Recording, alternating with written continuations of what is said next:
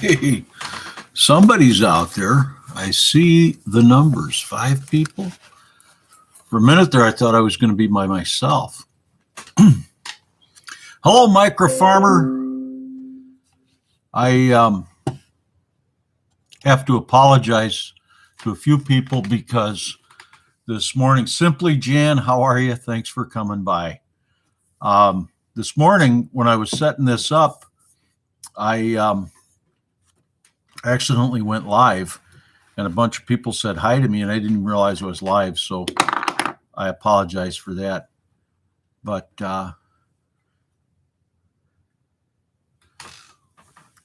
so if you're here, feel free to say hello to one another, and please hit the thumbs up, the like button, and I think I'll jump right into it. I want to talk about garden planting this morning. Oh, that's our flag that we fly on the front of our float when we drive in the parade. So that's one of the things that I need to talk about tonight, but I'll wait and do that a little bit later. What I want to talk about today is the garden and planning for the garden. Now, I don't know about you guys, but one of the most exciting things for me to get in the mail is seed catalogs. And I get a bunch of them. I don't know if you guys get a lot of seed catalogs. All you have to do is, well, thank you, Jan, for taking the time to look it up. I appreciate it. There's 13 people here. 4 people have hit the like button. That's all right. So one of the best times for me is when the seed catalogs come, because then I can start looking at what am I going to do for the garden. The only new seed catalogs I've gotten, this is from the Jolly Farmer. It's a pretty big catalog. It's not seeds, it's transplants. So we do a mixture of seeds and transplants. Hey, Brother Bob, welcome. Jason, welcome. Heritage Farm, welcome. Twin Brooks, thank you for coming. I do a mixture of planting by seed and planting by transplant. We grow some of our transplants right here. This year, we'll probably be doing a lot more of our transplants because we've got the hoop house set up. Now, I don't have the poly on the hoop house yet, but I've got all of the ribs up. I probably won't put the Tin Can Gardener, welcome. I probably won't put the poly on. Jacko Allotment, thank you for coming in. It's 1 a.m. out there. Well, good morning. Thank you for showing up. We probably won't put the poly on until spring now, because it needs to be about 50, 60 degrees before you put the poly on. You don't want to put it on when it's really hot in the dead of summer, but you also don't really want to put it on in very cold weather, because you can't get a good stretch on it, and then it's going to get loose and everything else. But so I think this year we'll probably be doing more of our own starts. And Chris Dixon, welcome. We'll be doing a lot more of our own starts because we're going to have more space. The hoop house is 20 feet wide and 60 feet long. Our old hoop house was 8 feet wide and 12 feet long. So this will give us a lot more room. We're not just going to start seeds in it. We're also going to use it for growing tomatoes and growing cucumbers and probably carrots. Will it grow? How are you? Good to have you along with us. But we'll probably do our seeds starting in the hoop house, and then as the summer develops, we'll plant our tomatoes. I'm going to do 4 5-foot by 10-foot raised beds, so that I don't have to be bending down all the time to weed and to pick, harvest and do all those things. I'll be able to. Jason Avers is in the house. Welcome. Thank you for coming. If I'm missing anybody, I'm sorry, but that's the way this stuff goes. But we'll be able to plant directly into these raised beds. They'll be 5 feet wide and 10 feet long. And the reason I'm doing that, I got some free material and it works out that that'll be a good size. I'm concerned that 5 feet wide is going to be hard to reach from both sides. You'll be 30 inches from each side, which might be kind of deep. But because it's tomatoes, I think I'm going to be okay. So that's kind of what we're planning. They're starting already with Will It Grow. Now, you don't come on my site and give my friend John a hard time. I get to do that. So don't be a fool. Take a sad song. Make it better. The other catalog I got a catalog from Harris Moran Seed. That's actually, they sent me a 2019 catalog, but that's all right. I don't think much has changed. But the big one is the Johnny's Seed catalog. I don't know if you guys get this one, but I understand last year they stopped selling to smaller farms or smaller, to gardeners. They were only selling to commercial, which I had to laugh. I have a commercial account, but I don't think I buy that much from them. Pete's Little Homestead, welcome. Thank you for coming by. I guess one year we spent quite a bit, but we were buying for 2 farm plots more or less at that time. But I want to take a little bit of time to talk about what our plans are for this upcoming season. So I got my Shed Wars t-shirt on. I don't know if you can see that, but we're all set up for the competition. One of the things I plan on doing, we're going to plant onions for sure next year. I'm going to plant some larger onions. And well, hang on a second. Jason, I agree. 30-inch. I do all my beds in the field 30 inches wide. I can't really straddle them anymore. I used to be able to, but I get plantar fasciitis if I try to straddle the beds. But these in the greenhouse, they're going to be raised up. They're going to be about 30 inches up off the ground, so that as I mature and once I become an adult, it'll be easier for me to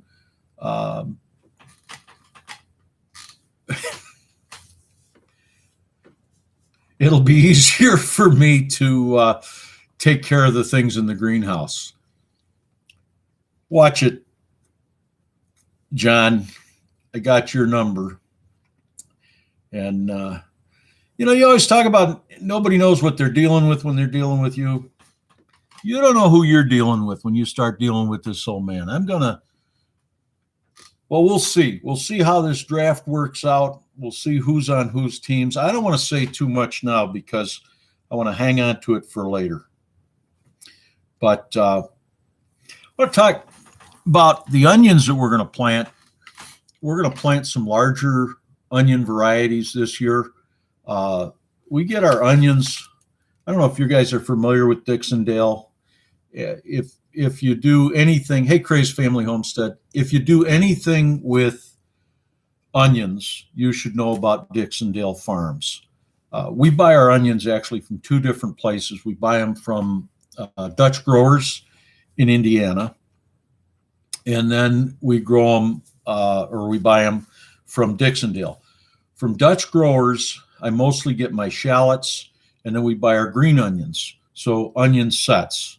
And then Dixondale, we buy onion plants that we transplant in.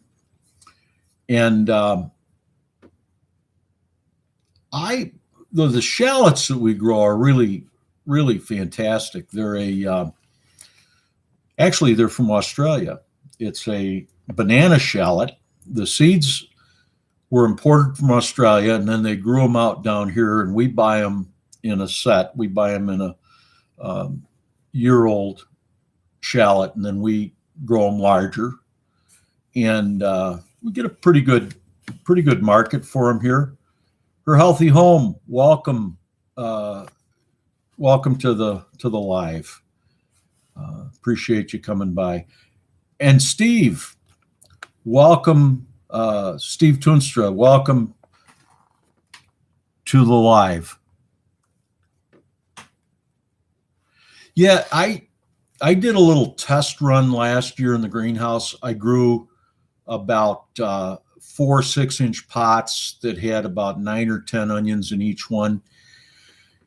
And they do well, but you almost have to start them now. If you're going to get them in the ground in March as a significant plant, you almost, I don't know, they don't grow very fast in the very beginning. It takes a while to get them to begin to grow, and then you can transplant them when they're about 6 inches, 7 inches tall. They seem to take off pretty well once you plant them. We planted our seeds in like April. And so it took, I don't know, we transplanted them into the ground probably, I think I got the ones I grew from seed, I think I got in the ground in like mid-June. We had a lot of mud this year, so it was hard to get things in. But they did okay, but they didn't get big. We ended up with some pretty small bulbs, and I can't even tell you if they tasted great because I just put them in with the others. We don't get a lot of really big onions. We'll get a lot of onions. Whatever you plant, that's what you get. But most of our onions were maybe, we had some that were tennis ball size. That's pretty decent. But a lot of them were golf ball size. I think part of it is, hey, Jesus is Lord. Thank you for being here. And a Merry Christmas to you as well. So, yeah, I lost my train of thought. That's all right. Yeah, I prefer to start with the plants. That way we get a little bit of a jump on it. Walsh Family Farms, glad to have you along. Thank you. Fitzpatrick Farm, thanks for coming by. Again, if I'm missing you, I'm sorry. Hit that like button if you're with us. So we're going to do the onions. We're going to do shallots. John,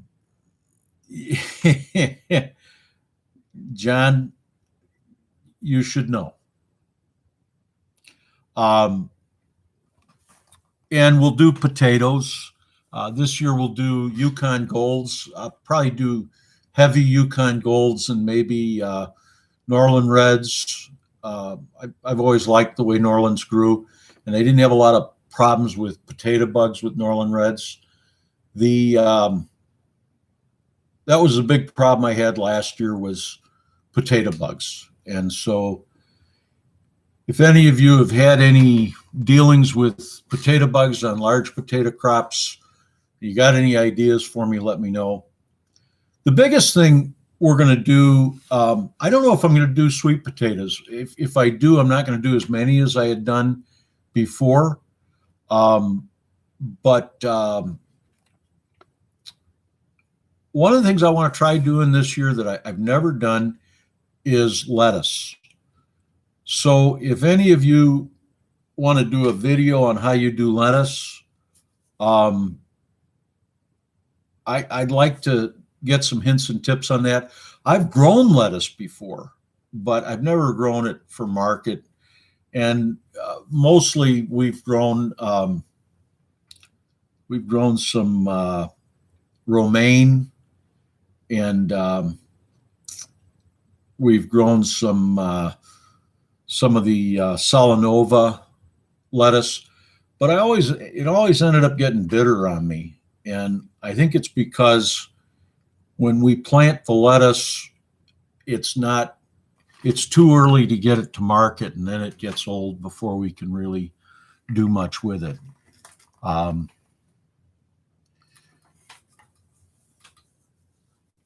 DE, I'm not sure. Grace Family Homestead says, I can tell you DE didn't work on my small tater crop. I'm not sure if I know what DE is. I tried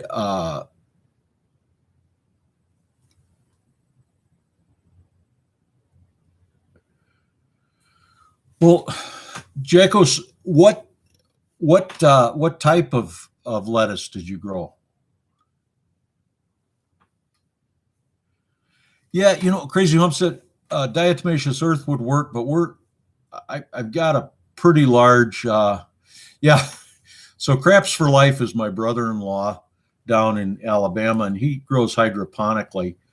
I don't know. I haven't figured it out. I've tried. And Danny, welcome. Glad to know that you're feeling better. Thanks for the thumbs ups. It's great to have you here. Maybe that'll make it worth having John on the site too, just to know that you're here. So, Primal Cajun, I don't know that I've ever met you before. So, DE is diatomaceous earth. I got it. Okay. Will it grow? He's got a lot of dice that he tosses, and he does a pretty good job with it. But yeah, the party can start now. Danny's here. So I've thought about hydroponics, but up here we've got about a 6-month season. Robert, Homestead Aquarius, welcome. We've got about a 6-month season, including, if I get stuff planted seeded in March, I can't even get it out into the greenhouse until April because it's just too cold, and you can't really. Hello there, Jules Small Gardening. Welcome to the channel. It's too cold to even move the transplants out. You're taking them out, you're bringing them back.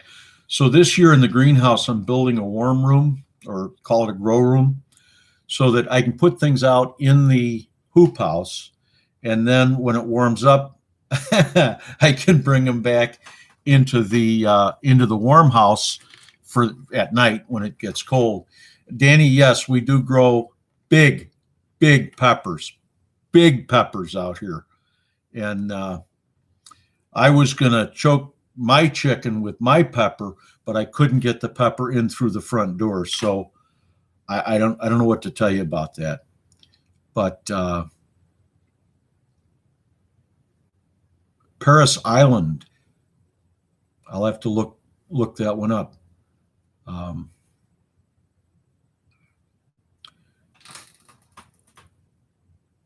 So that's kind of where I'm going. We always grow cabbage and broccoli. We're going to do okra this year, and I'm going to give celery another try just because of the Gladiator Challenge. I've grown celery in the past, and my celery. Danny, stop it! You're going to get me in trouble. My celery kind of looks like Willett grows peppers. It's real small and scrawny and twisty, and it doesn't really come to much. But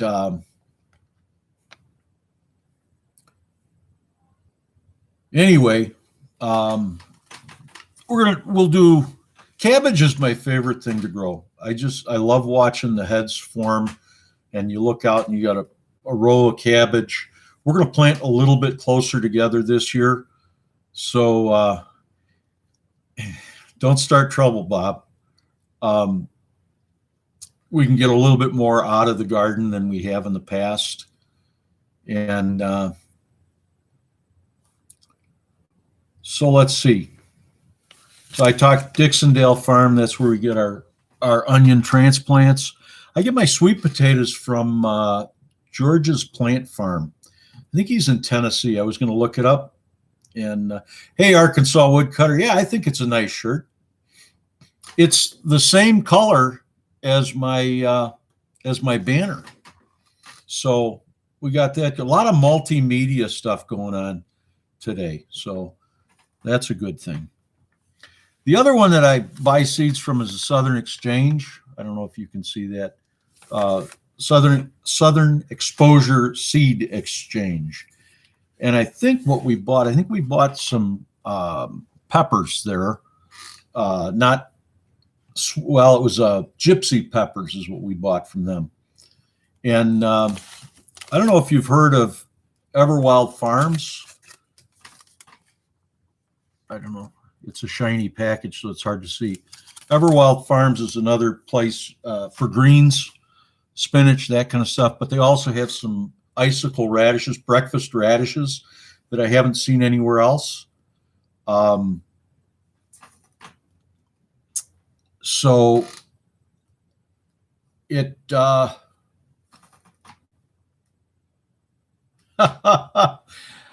Primal Cajun, I'm not going to even go there at all because I had some of the same thoughts, but I actually like it.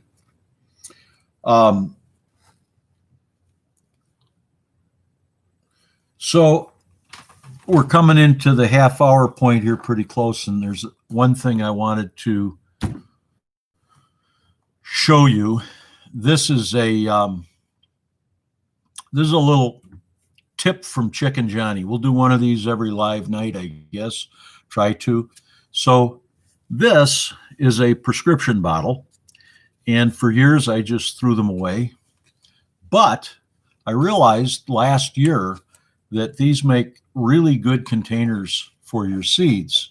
Now, we don't do a lot of seed saving, mostly because I'm growing for market. And when you grow for market, one of the things that you want to be careful of is you don't want to, a lot of times we're growing hybrids, like our tomatoes are all hybrids. They sell better at market than the heritage, even though I think the heritage, people are more attracted to the heritage. They make a lot of comments, but they don't tend to buy them. They tend to buy the hybrid, like the Better Boy and the Early Girls and Sweet 100s, that variety. So if you grow hybrid, now the Sweet 100s, of course, they're not a hybrid. They'll just grow true to form. But some of them won't, if you save the seeds, they're not going to give you the same plant that you grew before. And if you have any kind of disease going on in that plant, that could carry on and be another, you could have that disease in the plant then. So we buy our seed just because we're planting 150 plants to a row, and we want to make sure that we've got good seed to start with. That's why we've always bought from Johnny. This year, I'm making a change. But Healthy Homestead, or her Healthy Home, I want to mention, you mentioned Walla onions. That's what we grew last year. Walla is a sweet onion, so it's not going to have the storage maybe that some others are going to have. They do store better than other sweet onions that I've had. Candy is another one that we're going to try next year. I have to double check. I think Candy's a short day onion, but they said I can get away with it, so I might try a few of them and see how well I do. But we have to stick with the long day onions, so we don't really have as much variety of sweet onions. We do better with the Spanish onions and some of the others. But I agree, Steve. The Walla, I think we got 3 months before they started to grow, a new plant. So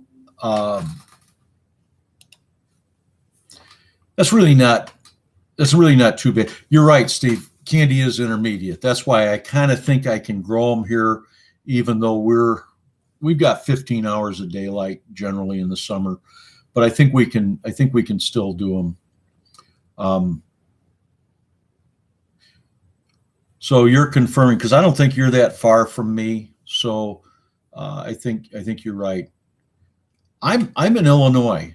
I'm in northern Illinois, so we're Zone 5B, and I'm actually right on the border of Wisconsin. You can, from where I'm at, it takes about 5 minutes to get to Wisconsin, but it's Zone 5B.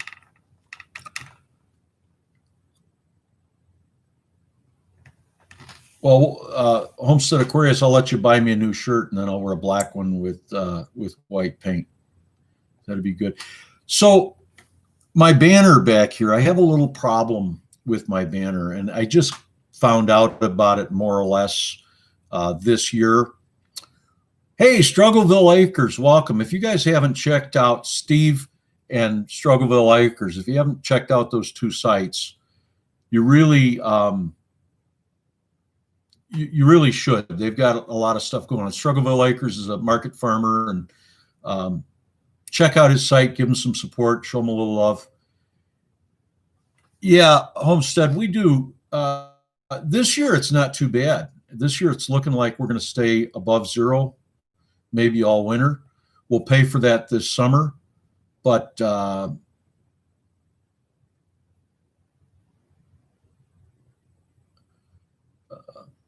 well, thank you, Primal Cajun. Check out the channel when you get a chance. I appreciate it.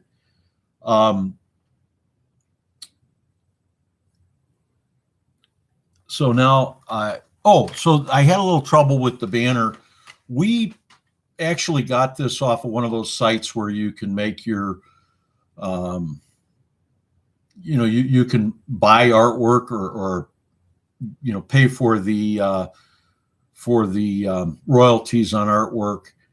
And so we paid for the royalties to use this artwork. We had this part of it redone, and we changed the hat a little bit to kind of make it our own. But we don't have the rights to that artwork. We paid for the royalties, but I was notified that we can't use that as an identifying, say, logo. And so I'm trying to come up with something that I can use as a logo for the channel, something that I can use both for the channel as well as for my market farm, as well as, maybe market it a little bit with when we're selling at the stand. We maybe put a logo on some coffee cups and put a logo on some t-shirts and that kind of thing. I've been talking a lot with a couple of people about that. And I really need to have something that I own the rights to, because, as I say, we paid for the copyright to use this, thinking that we could use it as a logo. And what I discovered is that we can use it, but not as an identifier. So I will do that, Microfarmer. I will.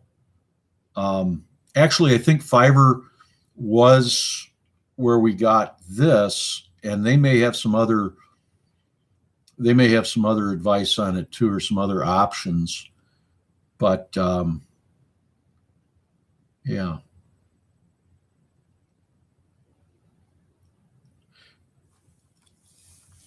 Yeah, her healthy home. You sulfur is one of the things that you do put on onions. Really, onions have two growing seasons. They have the greening season, and then they have the bulbing season. And so during the greening season, you can put nitrogen on them. You don't want to put too much nitrogen, but when you get to the midpoint of the growing season, about 60 days, onions run about 100 days for the most part. Some of them are a little longer, some of them are a little less. But at about the halfway point, you want to cut off the nitrogen entirely. But you do want to give them sulfur both early on, and once you cut off your nitrogen, you want to put on some sulfur again. I can't think of the name of the product that we use, but it has both potassium and sulfur and phosphate in it, but no nitrogen. You don't want to put any nitrogen on after the bulbing has started. And if you believe in the moon cycles and all of that, the day becomes shorter, in other words, the day after the longest day of summer, you don't want to put any more nitrogen on your onions. And then those onions will start to bulb, and they'll pull the nitrogen out of the leaves and down into the onions. Another question for a lot of you guys, I never ring my onions and I never trim my onions. And I was wondering if any of you have done any trimming on your onions. Ringing onions or spooning onions is when you clear out the ground around it. I plant my onions in very soft ground, so I don't worry about ringing them out. But do you trim your onions? That's something I've never done. Maybe I'm missing something. I always kind of figured that the onion bulbs needed all that nitrogen, because when the leaves turn brown, that's when the bulbs finish their growth cycle. And so I kind of figured that trimming them would be a bad thing, but I have seen a lot of people talking about trimming their onions. So Twinbrook Acres, thank you for coming by. Good night, and hope to see you next week. I think I'll be back. Well, we'll see. Yeah, I think I'll be back next week. I'm actually going into the hospital Tuesday next week for a procedure, just outpatient procedure. But those of you who desire to, if you could say a prayer for me, I've got some circulation issues in my legs, and they're going to check that out. I was just at the doctor this morning, and they said I got to go in for this procedure. Will it grow? You do top your onions, and you do that so that the bulbs grow bigger, or is that because they start to droop over too quickly? So, Steve, you do yours as well. Thank you, Danny. Thank you, Primal Cajun. Micro Farmer, thank you. Yeah, it's not a big deal. I've had circulation problems for a long time, and I've had this procedure done a number of times. We just do it once more and see how it goes. So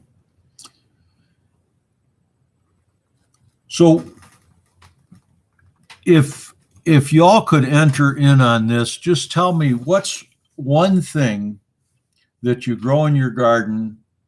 Thank you, Homestead Aquarius. What's one thing you grow in your garden every year that you wouldn't not grow? Oh, you top them to promote more leaves. Well, I agree. The more leaves, the bigger the onion, because every leaf relates to one of the peels of the onion. So, yeah, if you're actually, yeah, I suppose it would promote more. Arkansas Woodcutter says tomatoes. I don't think I could have a garden without tomatoes, but I absolutely hate growing them. I hate growing tomatoes. I don't like the smell of the plant. I don't like the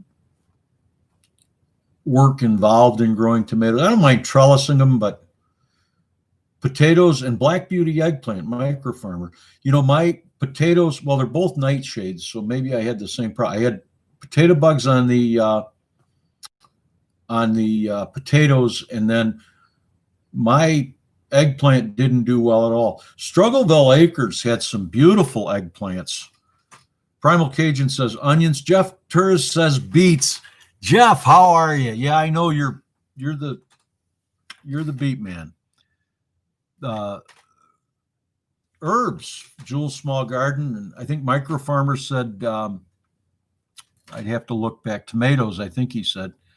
Her Healthy Home says tomatoes and peppers and squash. Now, when you say squash, summer or winter or both? And Homestead Aquarius, strawberries.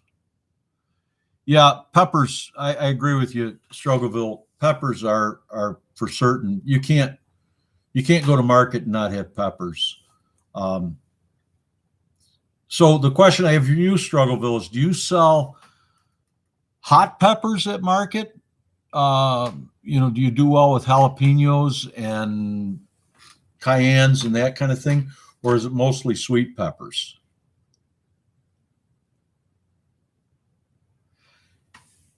Jayco's allotment, you're saying a lot of lettuce, a lot of greens. I that's where I'm headed this year. We do really well with kale. Kale and Swiss chard grow beautifully, but yeah, I agree, Struggleville. I have done a lot more sweet peppers. Banana peppers are a real good seller. And Will It Grow says that I'm growing small peppers. Well, you keep telling yourself that, John.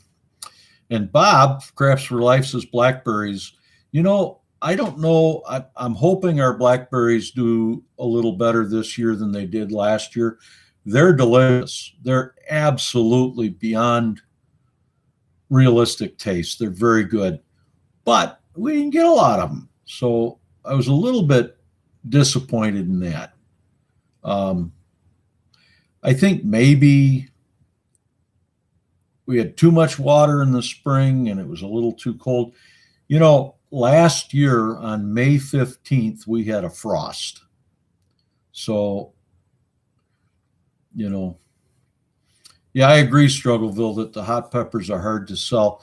We sell some. Our jalapenos didn't get real big this year.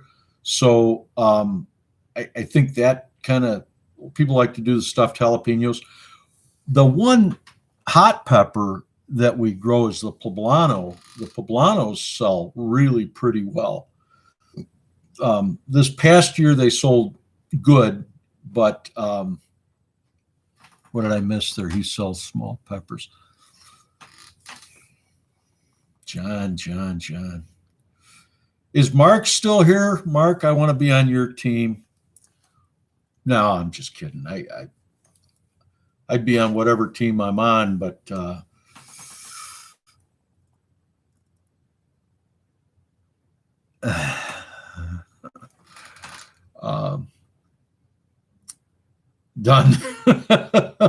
Well, you guys are going to have to fight over me. Yeah, we grew poblanos. Well, my brother-in-law, Jeff, he grew poblanos last year, and we did really well with them. And then this year, we grew poblanos, and of the hot peppers, they were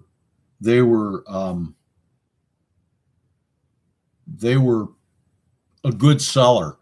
People really liked them. The first week we brought out the poblanos, and I think it was probably mid-July, they didn't sell very well, but I gave a few away to people, and we told them how to stuff them. And then after that, we sold a lot of poblanos. I had a lot more than I could sell, but yeah.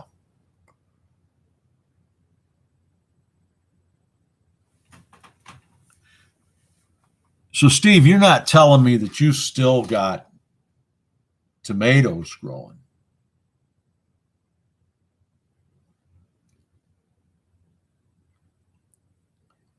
Team blue and gray forever. The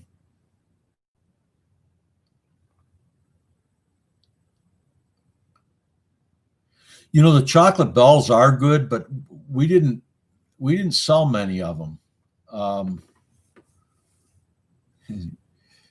You can't stuff one in my mouth. Well, these guys right here. Now the chat's going fast. Uh,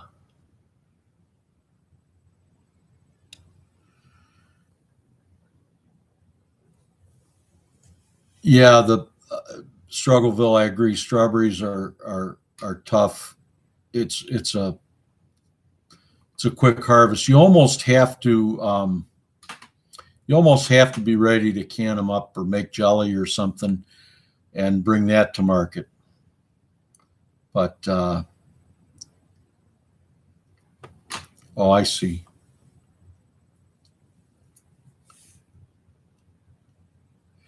Yeah, the May 15th frost. I have a greenhouse on a wagon, and the idea was we'd be able to put the wagon away and put it in a building that we had heat in, and that stuff just never works out. The frost, we had it actually in the building on the 15th, but it was too late. We had already gotten some cold weather earlier that was hard on the peppers. But Victor smoked cigars. Well, Arkansas, we're gonna have to grow that tobacco together and learn how to roll cigars. I'm actually going to use the tobacco. I want to grow a roll of tobacco, dry it, hang it, and dry it, and then use it to make insecticide for probably not for next year, but for the following year. I've read a lot about it, and they tell me it's pretty good. So I missed something here. MB Heritage says Team B and G. So if I start my team, it's going to be Team Massive Pepper. Team Huge, Gigantic, Massive Pepper. So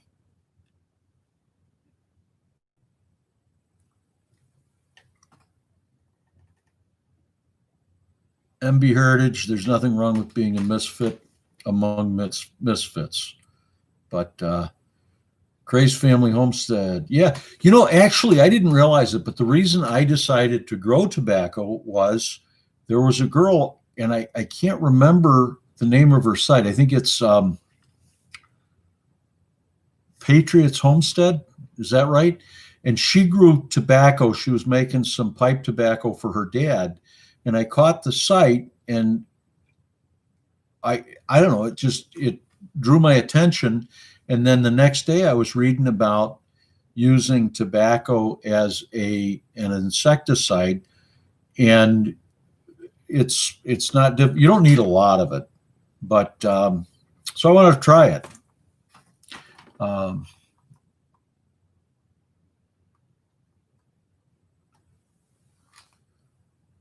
Yeah, that is one nice thing about strawberries is that you can get the runners and either replant them or give them away.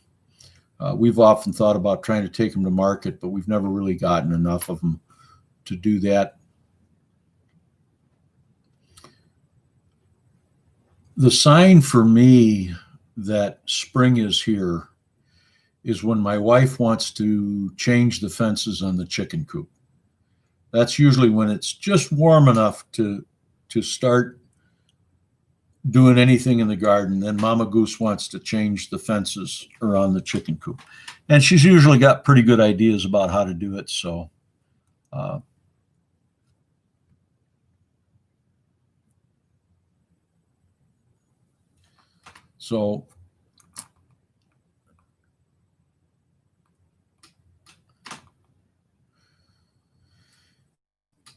but those are some of the plans.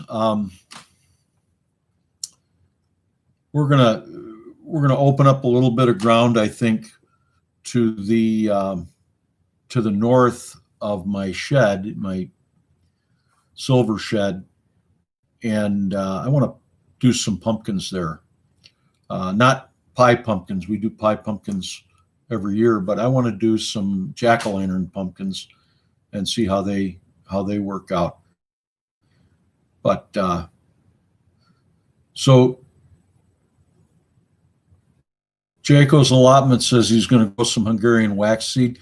That's what we grew this year. We grew a hot Hungarian, and we grew a sweet Hungarian banana pepper. And the hot Hungarians were really, really hot.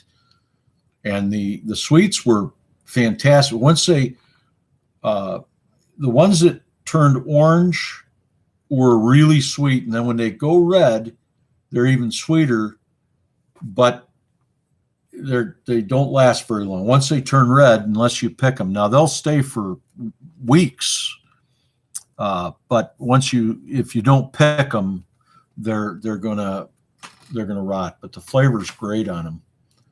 On the Hungarians, I'd like to. I didn't do it this year, and it's a shame because we destroyed a lot of peppers at the end of the year. I was gonna pickle some. It's really easy to do. I used to do it years ago. Just take a bottle of vinegar and put the peppers into the vinegar and let them sit in the vinegar and pickle. But I just didn't get around to doing it this year. Maybe next year we can do that. So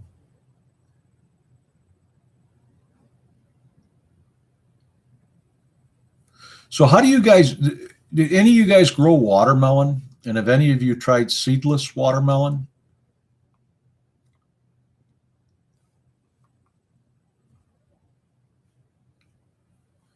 I've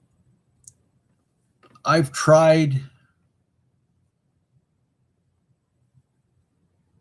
TomatoJunction.com is doing, hey, check out TomatoJunction.com, everyone. Will It Grow says that they're doing some good things for Shed Wars. That brings me to my next point. I started out talking about seeds and seed catalogs. Haas Tools is going to be my go-to for seeds this year. We're putting together a seed order. I usually order my seeds early January. That way, we order in a little bit of bulk, not big bulk, but a little bit of bulk. And so I like to order early so that I can get in before it's all gone. But I will be ordering from Haas Tools. I'm going to go over to Will It Grow and click his affiliate link and shoot over and order from Haas Tools.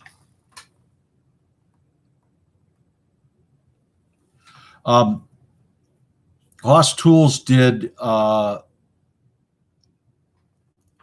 yeah, Jeff, I agree. I tried seedless last year, and I won't get this right, but the seedless is called what is it, triploid, and the seeded watermelon is a duploid.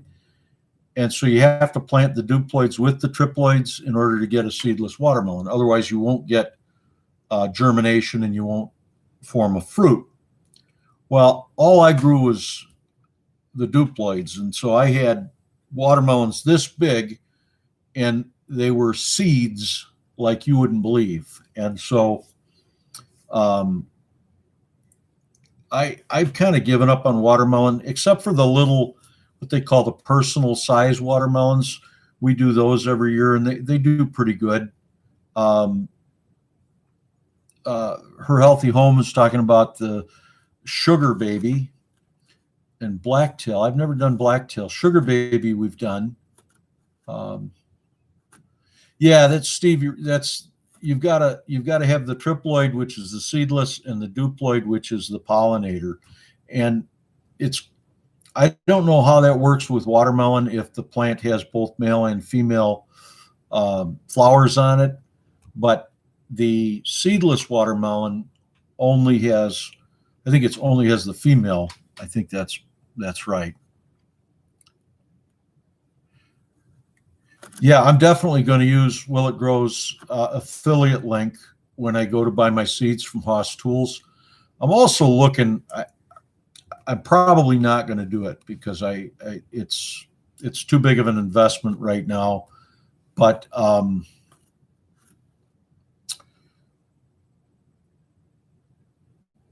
I want to buy a wheel hoe. Have you guys looked at the wheel hoes at Haas Tools?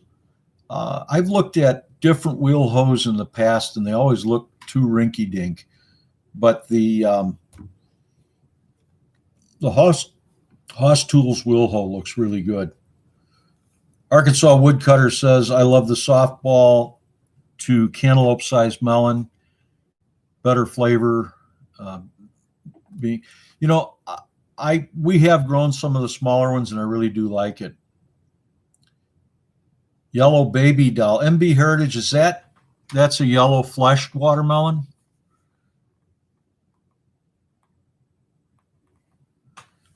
Last year I grew a yellow fleshed watermelon, and I couldn't sell them up here. In fact, people were bringing them back because they said, these aren't ripe, they're yellow. I couldn't even get them to try them. But yeah, Moon and Stars is a good watermelon, Struggleville. I don't know that I've grown them, but I have a friend at Piscasaw Gardens, not too far from me. They grow the Moon and Stars. They grow 10 acres of them. But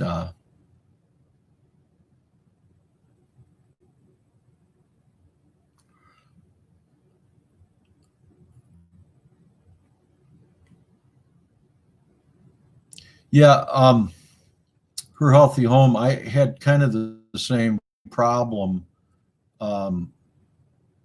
with the watermelons not getting all the way ripe. Jeff Ters says, the only wheel I will use must have a motor and a seat on it. I'm probably right with you. I thought that maybe a wheel hoe would be, the single wheel hoe would be good for running down the center of Beets. But guys, Jeff Ters is the inventor of, and we haven't named it. It's either going to be the Chicken Johnny Weeder or the Lazy Hoe. And it's the weeder. You might have seen it in one of my videos. It rides behind the tractor, and the operator has two handles, and he can bring these hoes in between the plants as we go down the row. Now, Jeff developed this one based on something that was a horse-drawn deal that he'd seen pictures on, and it works really, really well. So if you're farming with a tractor and you need something that you can really weed with, it's the ticket. I bet you we saved hundreds, if not 1,000 hours of weeding time this year. So it's a good deal. Will it grow in Arkansas Woodcutter? We're ignoring you at this point.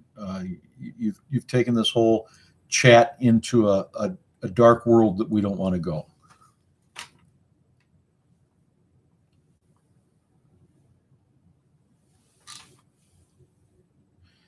Yeah, Her Healthy Home says, hey, Jules, I found out the variety I had is supposed to be picked early to ripen in storage. I didn't know watermelon can ripen after it's picked. That's, yeah, I've never heard that either, that you could have a watermelon ripen after it's picked. Usually cantaloupe and watermelon are done once you pick them. I had terrible luck with cantaloupe this year. I've had good cantaloupes in the past, but cantaloupe goes from ripe to rot in one day. And so if you're going to pick them for market and your market day doesn't fall at the moment that your cantaloupes are ready, it doesn't work.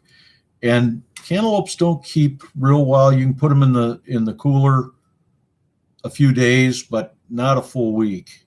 And I don't like to sell things at market that have been in the cooler for a few days, because then the people have to use it right away. And I prefer to give them the shelf time, the storage time. So I may not grow cantaloupe again. I love them. We did I think it was called a torpedo melon one year, and that's a really good melon. It's kind of a green colored fruit, almost like a honeydew, but it's really sweet.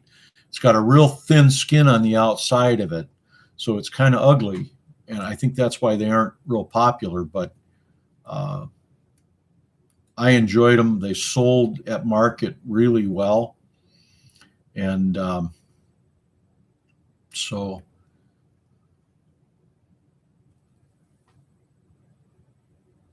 let's see, let me try to catch up with the chat here. Yeah, Homestead, a little discipline on those two would be a good idea. A real good idea. Jeff asked me how my stored beets are doing with the sawdust. I went down. I didn't try any of them in the last couple of weeks, but I went down there today, and they're firm. So I think I think they're going to be fine. And no, I haven't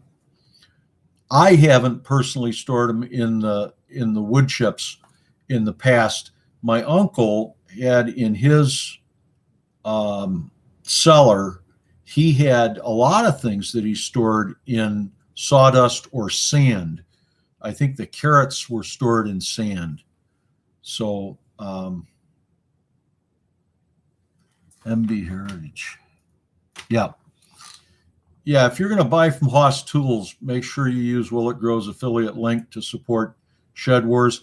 And, when you go on and watch Haas Tools, watch his videos, hit his thumbs up, and then leave a comment, mention Shed Wars in the comment. Let them know that they're getting views, they're getting customers from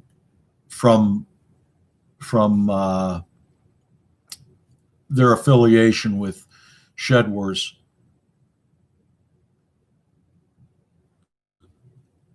I've never ordered from Baker Creek. I order a lot from Johnny's. A lot from Johnny's. I mean, several $100s every year we buy from Johnny's. My brother-in-law buys from Johnny's as well, quite a few.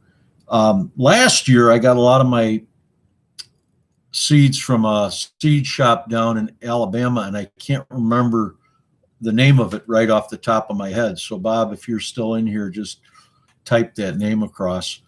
But we go in and we buy the seeds, and that's why I like these little prescription bottles. You can take the top off of it, put it, it's not airtight, so then I put it in a Ziploc bag. Howlin' Harry on the prairie. Ho! Well, I can't even hollow. Welcome. Can't holler. Welcome. Well, thank you, MB Heritage. I just noticed we're coming up to the end of it. we got 58 minutes. I think I'm going to cut it off at an hour. Healthy Home, that's, you talk about Baker Creek giving you a free package of seeds. I've never received a free package of seeds yet. I've never ordered from Baker Creek, but Johnny's doesn't give me anything free. But I think I got some from Dixondale. I think I got something free. And Dutch Valley Growers always gives me some stuff to try. Couple of maybe 10 pounds of onion seeds or something like that. So yeah, thank you. Those are the kids stockings up there. They're all getting coal this year, so they get kind of black with all the coal, but yeah, they'll get plenty of coal. So Fitzpreacher Farm, I enjoyed being here. To all of you, thank you so much. Yeah, Arkansas, that's why it costs me so much when I buy there, because we'll buy bulk seed, and then I'll buy my peas in bulk, maybe a pound bag, and I'll have peas for 3 years. And that's a way to save a little bit of money. So guys, I appreciate you coming by. If you haven't hit the thumbs up, go ahead and hit it. There's 21 of you here. I hate to call the live to an end, but I do have to get up tomorrow morning and go to work, and I'm sure some of y'all do too. So have a great night. Hey, Jan, before I say goodbye, have you received anything in the mail yet? Because you should have. So good night, y'all. Emitzer Shem, I'll see you again. I'm Chicken Johnny. Eat your vegetables.